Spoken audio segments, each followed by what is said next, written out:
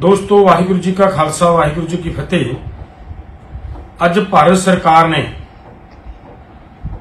बिजली बिल 2022 नूं लिया के बिल्कुल थुक के चट्टण वाली गल की है और सिद्ध करता जिवें देश के अंदर लोग लगातार इस गल दी दुहाई पिट रहे सी, रौला पा रहे सी कि यह झूठी सरकार है, यह फरेबी सरकार है, जिते यकीन नहीं किया जा सकता। तो वह बिल्कुल मोहर ला दी सरकार ने। अज सिद्ध करता कि सचमुच फरेबी ते झूठी सरकार है। ये जो भी वायदा करे ये किसी वायदे ते कोई विश्वास नहीं किया जाना चाहिए। और अगे अंदोलनकारियों ने भी कन्न खड़े करवाते, अंदोलनकारियों ने भी एक नवा सबक सिखाता कि जिन्नी देर तक सरकार पार्लीमेंट दे विच इन्हां प्रति कोई नोटिफिकेशन जारी नहीं करती, उन्नी देर तक अगर दोबारा अंदोलन करते हो तो फिर उन्नी देर तक सरकार ते विश्वास नहीं करना। साडे तां वीर इत्थों तक विश्वास कर बैठे सी कि लिख के भी नहीं सी दिता, उदों भी ये कह बैठे सी कि साडे नाल गल होगी, सरकार केस वापस लेगी, सरकार सारियां गल्लां करेगी। अज की होया, अज चिट्ठी लिख के दिती गई है और जिहड़ी चिट्ठी लिख के दिती गई है 9 दिसंबर 2021 नूं जो चिट्ठी लोकां नूं अंदोलनकारियों नूं लिख के दिती सरकार ने, आ चिट्ठी है।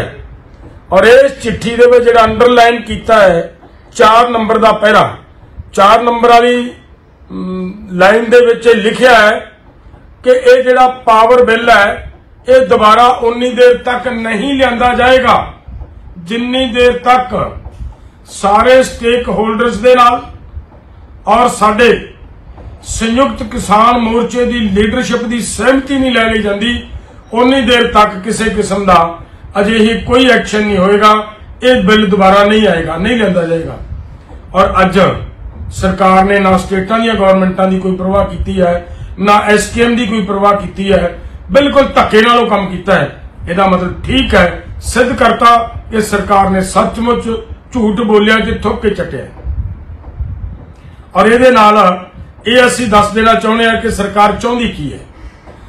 इसे करके दा विरोध करदे सी कि सरकार हर हाल दे विच कारपोरेट लोकां दे कब्जे दे विच पूरे देश दा असाटा देना चाहुंदी है। सारा सिस्टम, सारे सोर्सेज कारपोरेट लोकां दे कब्जे दे विच दे के लोकां दी लुट करवाउणा चाहुंदी है। इस दा विरोध इसलिए कर रहे हैं कि इहदे च उन्हां ने कहा है कि जिहड़े भी कंज्यूमर पहला बिल भरन, जिन्नी वो बिजली खपत करनगे उहदा बिल भरन, सरकार उस तो बाद 6 महीने बाद, 2 महीने बाद, 4 महीने बाद उन्हां दे खात्यां दे विच सबसिडी भेजे। ये कहा यह बिल्कुल उस तरह है जिस तरीके दे नाल तुहाडे गैस सिलेंडर दी सबसिडी खत्म की है, बिल्कुल उस तरीके नाल किसान, मजदूर, आम दुकानदार, छोटे व्यक्ति जिन्होंने जिस तरह की भी कोई सरकार ने सबसिडी देके सहूलत दी सी, वो सहूलत जिस तरह सिलेंडर दे खोई है उस तरीके दे नाल बिजली ते सरकार खोना चाहती। क्यों? क्योंकि सरकार इस वेले वो अडानियां ते अबानियां दे कब्जे दे विच सारा देश करना चाहती है। क्योंकि WTO दी नीतियां दे तहत देश के अंदर किसानां नूं, मजदूरां नूं दित्ती जांदी हर तरह की सबसिडी बंद करन दा प्रावधान है, व्यवस्था है, तो उही इहदे विच लैके आ रहे हैं। साडी सबसिडियां बंद करने की कोशिश है। सो इस करके असी सरकार चाहे कुछ भी करे, सरकार कर सकती है बहुत गल्लां, लेकिन अंदोलनकारी लोग आ जिहड़े वो टिके नहीं बैठणगे। असी ऑलरेडी कॉल दी हुई है कि 22 अगस्त नूं जंतर मंतर दे उत्ते एक बड़ा इकट्ठ करके सरकार नूं चेतावनी देवांगे, मंग पत्र देवांगे साडे राष्ट्रपति जी नूं कि आ जिहड़ा साडे नाल वायदे कीते ने, इन्हां वायदिਆਂ तो सरकार भज्जी है और इन्हां तो भज के सरकार ने यह फैसले गलत कर रही है। इनू तुरंत इस बिल नूं वापस लिया जाए, इस बिल नूं रद्द किया जाए। असीं मंग पत्र दे विच लिख के फिर देवांगे और बड़ी लड़ाई आने वाले दिनों के विच फिर उस तो बाद 22 तरीक तो बाद 23 तरीक नूं ही असीं उत्थे मीटिंग करांगे SKM गैर राजनीतिक दी। पूरे देश दी लगभग 70-72 जथेबंदियां एकजुट ने, बाकी पूरा देश एकजुट हो जाना है और आप डट के इहदे खिलाफ खड़े हैं, लड़ांगे। लड़ाई जिन्नी भी वड्डी लड़नी पई लड़ांगे, पीछे नहीं हटांगे। सरकार नूं मूंह दी खानी पैगी। लोकां दी इस जिहड़ा हक है, जिहड़ा अधिकार है, वो खोया नहीं जा सकता और इहदे ते असीं लड़ाई देवांगे। आपां सारे पूरे देश ने पूरी एकता बना के 22 तरीक नूं साडी अपील है कि 22 अगस्त नूं तकड़ी वड्डी गिनती दे विच सारे लोग दिल्ली दे विच पहुंच गए ताकि जंतर मंतर दे उत्ते एक दिन का जिहड़ा साडा प्रोग्राम है उन्हें सफल बनाइए। बहुत बहुत धन्यवाद। वाहिगुरू जी का खालसा, वाहिगुरू जी की फतेह। सरकार ने बिजली बिल 2022 नूं लिया के बिल्कुल थुक के चट्टण वाली गल कीती है और सिद्ध करता जिवें देश के अंदर लोग लगातार इस गल दी दुहाई पिट रहे सी, रौला पा रहे सी कि यह झूठी सरकार है, ये फरेबी सरकार है, जिते यकीन नहीं किया जा सकता।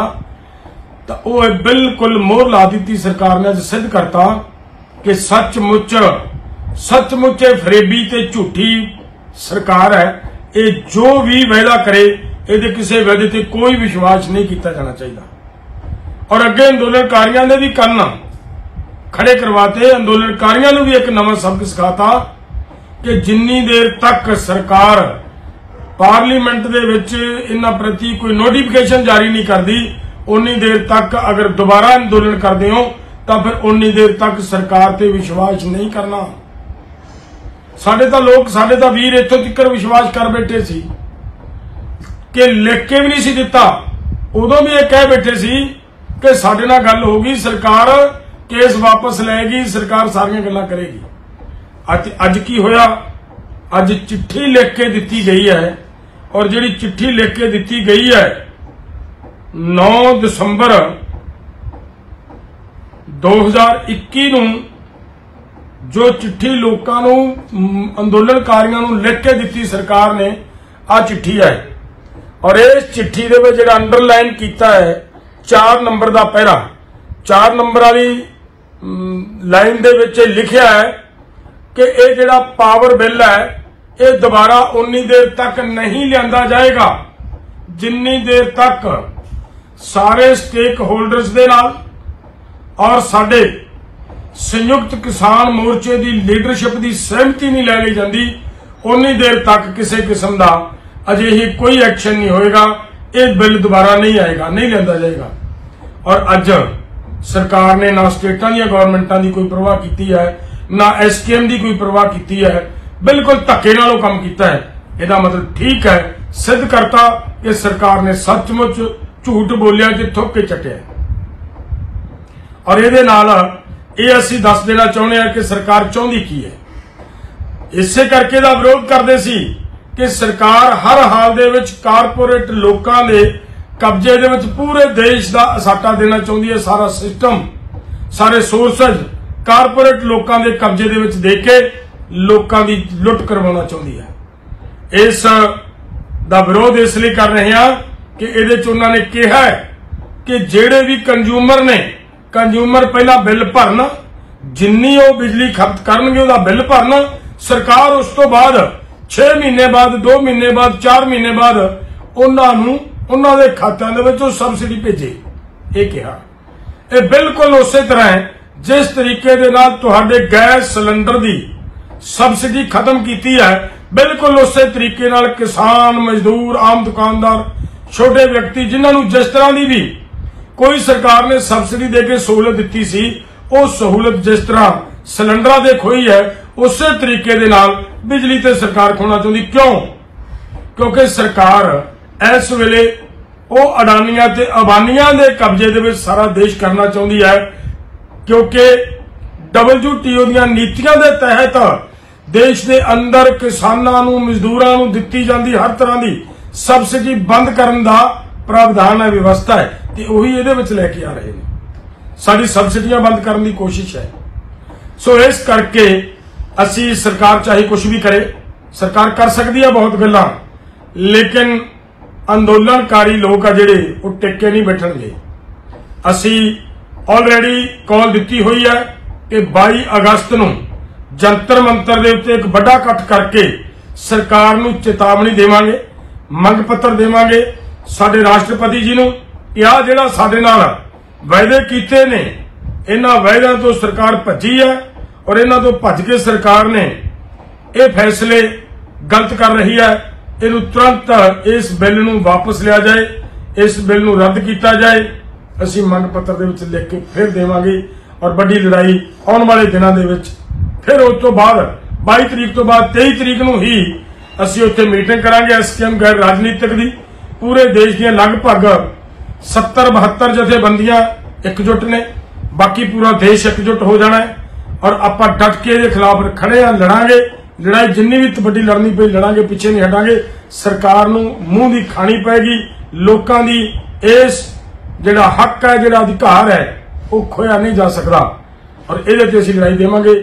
ਆਪਾਂ ਸਾਰੇ ਪੂਰੇ ਦੇਸ਼ ਨੇ ਪੂਰੀ ਏਕਤਾ ਬਣਾ ਕੇ 22 ਤਰੀਕ ਨੂੰ ਸਾਡੀ ਅਪੀਲ ਹੈ ਕਿ 22 ਅਗਸਤ ਨੂੰ ਤਕੜੀ ਵੱਡੀ ਗਿਣਤੀ ਦੇ ਵਿੱਚ ਸਾਰੇ ਲੋਕ ਦਿੱਲੀ ਦੇ ਵਿੱਚ ਪਹੁੰਚ ਗਏ ਤਾਂ ਕਿ ਜੰਤਰ ਮੰਤਰ ਦੇ ਉੱਤੇ ਇੱਕ ਦਿਨ ਦਾ ਜਿਹੜਾ ਸਾਡਾ ਪ੍ਰੋਗਰਾਮ ਹੈ ਉਹਨੂੰ ਸਫਲ ਬਣਾਈਏ। ਬਹੁਤ ਬਹੁਤ ਧੰਨਵਾਦ। ਵਾਹਿਗੁਰੂ ਜੀ ਕਾ ਖਾਲਸਾ, ਵਾਹਿਗੁਰੂ ਜੀ ਕੀ ਫਤਿਹ।